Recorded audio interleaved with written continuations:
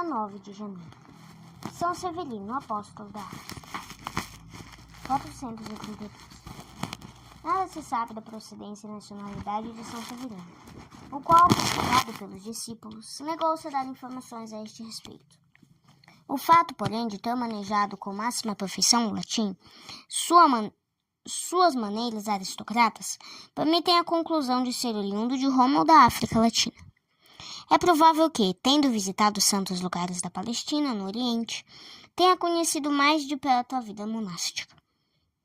O zelo apostólico levou-o às margens do Danúbio, onde antigamente estavam florescentes as colônias romanas, que tinham sofrido horrivelmente pela invasão dos hunos.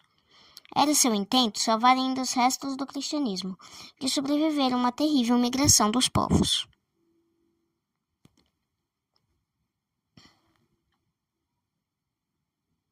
Em 455, o vemos perto de Melk, na cidade de Osterburg. Foi lá que fixou residência, tendo por moradia uma choupana, testemunhas das suas penitências e mortificações. Qual novo João Batista pregava penitência aos povos.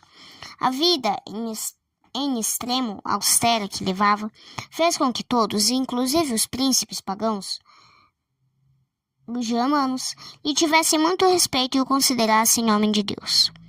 Deus concedeu-lhe o dom da profecia. Com certeza, a matemática predisse a algumas cidades sua destruição. Quando se aproximavam as horas de Átila, Severino pregou penitência aos habitantes de Astúris, predizendo-lhes, qual outro Jonas, o extermínio.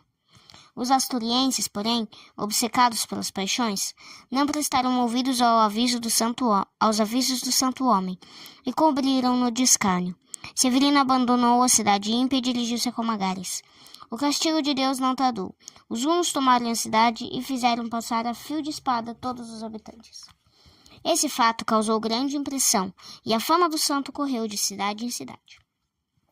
Os habitantes de Fariana, hoje Viena, mandaram embaixadores a Severino com o pedido de livrá-los do grande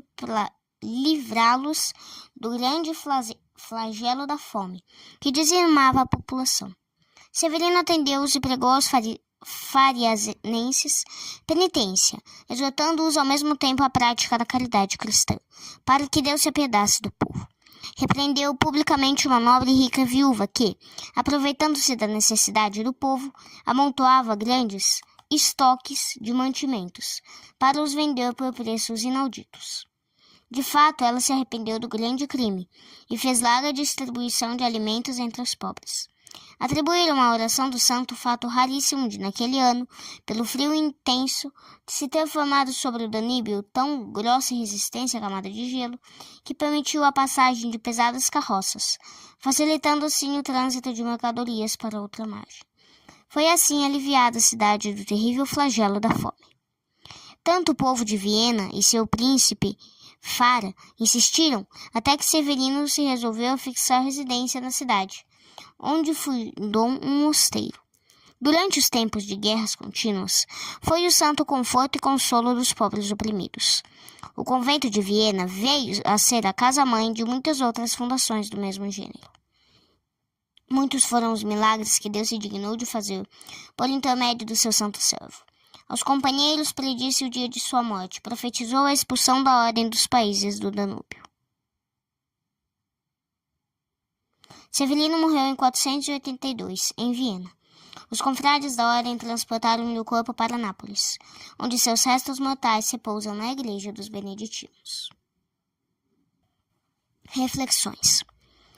Primeiro, São Severino foi um perfeito imitador de Cristo, na virtude da humildade. Longe de se gloriar da nobre descendência e dos brilhantes talentos, tratou sempre de fugir dos elogios dos homens e imitar as virtudes na solidão do silêncio e da oração. Porque se humilhou, foi por Deus exaltado.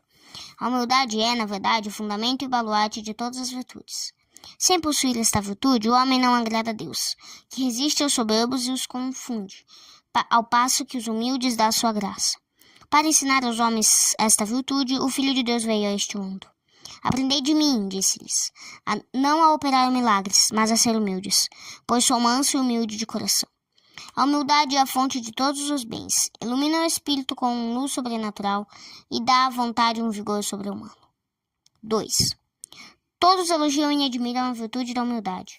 Poucos, entretanto, são os que a praticam. O elogio é só de boca.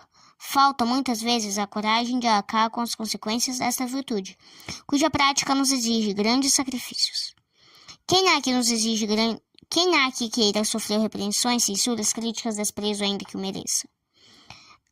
Quem é que conserva a calma, vendo-se injustamente perseguido, difamado, ultrajado, caluniado? São muito poucos que, semelhantes ao publicano, batem nos peitos, confessando-se pecadores perante Deus. Bem poucos são os que se declaram de acordo com o que diz São Paulo. Tudo tenho por perda, pelo eminente conhecimento de Jesus Cristo, meu Senhor, pelo qual tudo tenho perdido e o avalio por esterco, contanto que ganhe a Cristo. Filipenses capítulo 3, versículo 8. Pensas como publicano, reconheces ser o servo inútil e preguiçoso que deixa perder as graças recebidas ou as repele, ou confias em tuas obras, julgando-te com direito de desprezar o próximo? Se não te tornares humilde como uma criança, no reino do céu não entrarás. Pede a Deus a graça de aprender a ser humilde.